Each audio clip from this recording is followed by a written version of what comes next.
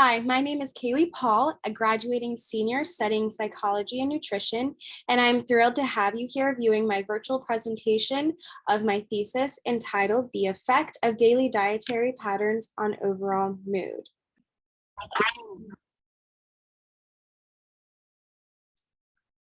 Over the past 2 decades, the association between dietary patterns and cognitive well-being have been investigated in order to assess the effects of diet patterns on overall mood. Recent studies have investigated the effects of non-drug approaches to mental health and mood disorders, such as nutrition, in order to combat the changes in an individual's mood state. Specifically, dietary patterns with significant nutrient intake have been associated with better overall mood when compared to dietary patterns with poor nutrient intake.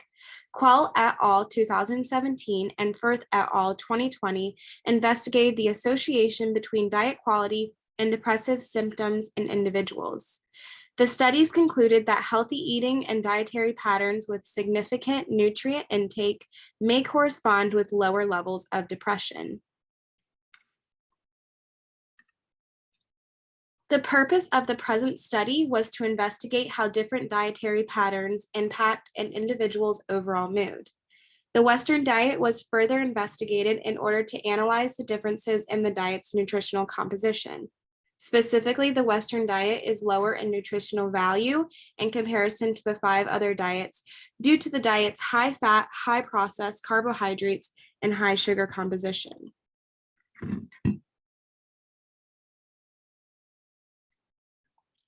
6 different dietary patterns were investigated in the present study.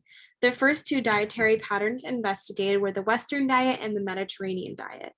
The Western diet is defined as a diet characterized by a high consumption of red meat, processed foods, butter, high-fat dairy products, refined grains, high fructose corn syrup, and high sugar drinks. In contrast, there is a low consumption of fruits and vegetables, whole grains, fish, nuts, and grass-fed animal products. This is the most followed American diet. The Mediterranean diet emphasizes vegetables, fruits, whole grains, nuts, and seeds, and olive oil. This diet typically includes less dairy and meat than the typical Western diet. The vegan, vegetarian, ketogenic, and gluten-free diets were also investigated. The vegan diet is made up of only plant-based foods. A vegan diet doesn't include animal foods like eggs, dairy, meat, poultry, or seafood.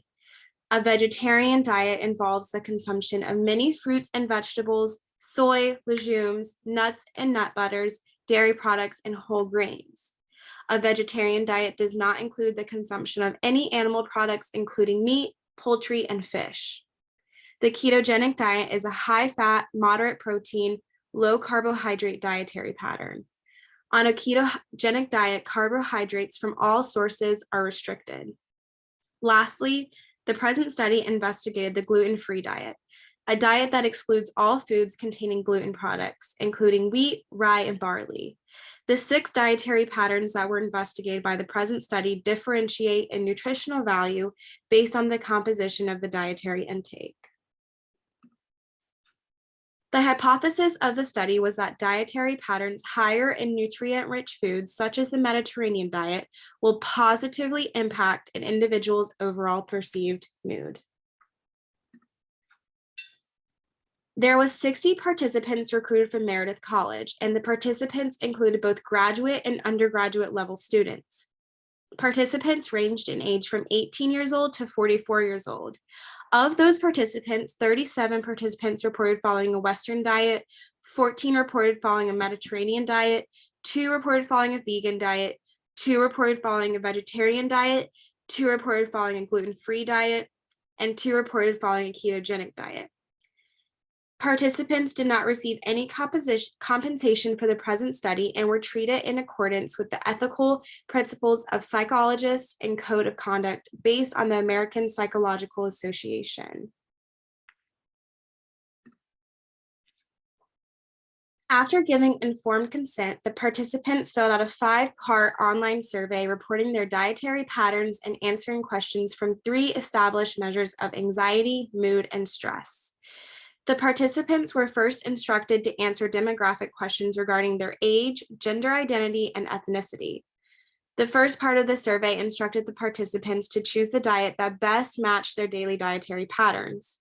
These diets include Western, Mediterranean, vegan, vegetarian, gluten-free, ketogenic, and an other section for diets not mentioned.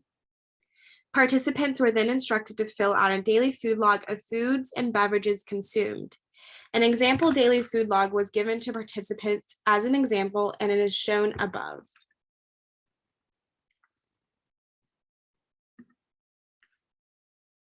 The next portion of the study consisted of questions relating to anxiety. Anxiety was measured using the Beck Anxiety Self-Rating Scale. This scale assesses anxiety using 21 self-reported items on a 4-point scale, rating the intensity of physical and cognitive anxiety symptoms during the past week at the time of participation. Participants were instructed to rate the severity of each item from 0, which meant not at all, to 3, which meant severely anxious. The next portion consisted of a series of statements relating to mood. The scale used to assess these questions was the Bec Depression Inventory. This 21-item self-report inventory measures the severity of mood-related questions in adolescents and adults by assessing questions related to depression and depressive moods. Specifically, the BDI measures the severity of mood rather than an indicator for specific mood-related disorders. Participants were instructed to pick out at least one statement in each given group that described them best in terms of the week they were participating. The last portion of the survey consisted of questions relating to stress. The scale used to assess these questions was the perceived stress scale. This scale is most widely used to measure the perception of stress of an individual by administering specific questions relating to a stressful period of time. The perceived stress scale measures the degree to which situations in the participant's life are measured as stressful versus non-stressful. At the conclusion of the study, participants were debriefed.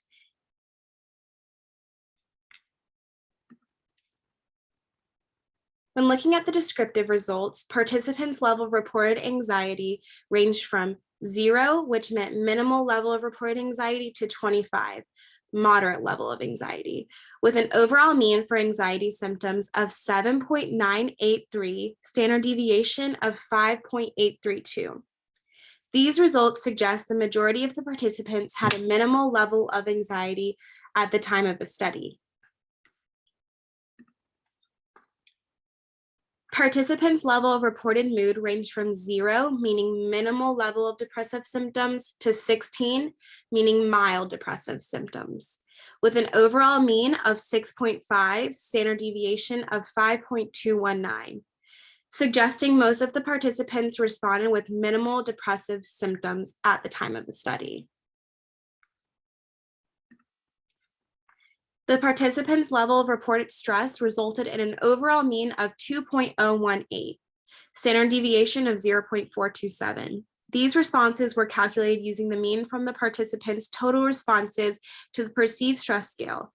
These results suggest most of the responses reported feeling sometimes stressed when asked a perceived stressful question. 3 separate ANOVAs were further used in order to assess the differences between the dependent variables on each dietary pattern to measure the effects on overall mood. The results showed no statistical significance in anxiety, mood, and stress by each specific dietary pattern. The first ANOVA showed no statistical significance in anxiety by dietary patterns. Similarly, the second ANOVA showed there was no statistically significant difference in mood by diet. The final ANOVA showed that there was no statistically significant difference in stress by diet. However, as noted in Table 2, only 15% of the participants ate a diet other than the Western or Mediterranean diet. Therefore, a further analysis was done to just include these 2 diets well represented within my sample.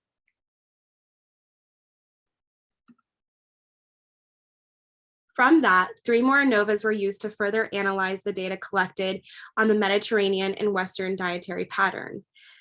Specifically, the first ANOVA showed no statistical difference between the participants' level of reported mood and these dietary patterns. The second ANOVA, again, showed no statistically significant differences found from the level of reported anxiety and the Western and Mediterranean diets. Finally, there was no statistically significant differences found from the participants' reported stress levels by these two dietary patterns. Ultimately, no differences in anxiety, mood, and stress by diet was documented in the present study. The results showed no statistically significant differences. However, the present study found mean differences between the dietary patterns of the participants and their anxiety, mood, and stress levels. These results indicate a trend toward dietary patterns with higher nutrient adequacy benefiting an individual's overall mood. Although the current study failed to find an association between diet and mood, this may be due to the error of measure in the diets of participants and the lack of diversity within the dietary patterns that were reported. Some possible limitations on the present study include the sample size. The sample size was small, n equals 60, and consisted mostly of females at the undergraduate level at Meredith College. The sample size also did not randomize for diversity within the participants. Dietary patterns were measured by asking participants to self-report based on the 5 diets listed in the online survey. The participants were also asked to self-report on their 24-hour dietary intake, and these methods were too broad for data collection. Specifically, participants can't always self-report reliable and accurate consumption rates in order to draw conclusions from the data collection.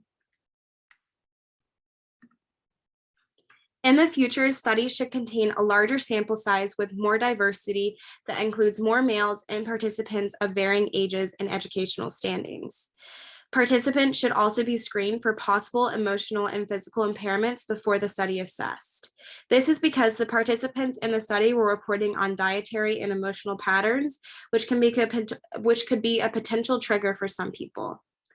Future studies should also consider different ways of measuring diet within the participants in order to accurately draw conclusions on the participants' nutrient intake and day-to-day dietary patterns. Specifically, future research should investigate digital food logs that track food and beverage consumption on the go over a period of time. This could follow the participant around and be more accessible rather than just an online survey. Thank you to Dr. Morris, the psychology department, and the CSA Day Committee.